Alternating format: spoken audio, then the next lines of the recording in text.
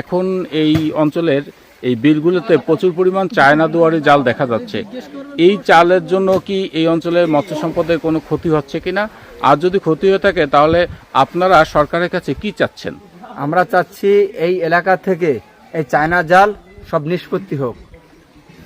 আর এর জন্য কি মাছের কোনো ক্ষতি হচ্ছে? চরম ক্ষতি হচ্ছে। কোন ধরনের মাছ সব থেকে বেশি ক্ষতিগ্রস্ত হচ্ছে? ছোট ছোট মাছগুলো আমরা পাচ্ছি না। আগে যেভাবে দেশীয় মাছ পাওয়া যেত, এখন কি সেই পরিমাণ দেশি মাছ পাওয়া যায়? পাও না, মোটেও পাওয়া যায় না। আচ্ছা, কোন প্রজাতির মাছগুলো এখন কম পাওয়া যাচ্ছে?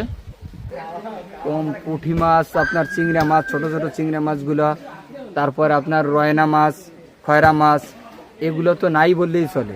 আচ্ছা, এক সময় এই বিলে বিখ্যাত ছিল হচ্ছে সরপুঁটি মাছ, হ্যাঁ, তারপরে ছোট চুচড়া মাছ, হ্যাঁ, হ্যাঁ, খয়রা মাছ, তো গুতিয়া মাছ, বড় বড় বেলে মাছ, এখন ওইগুলো কি দেখা যায়? না না না।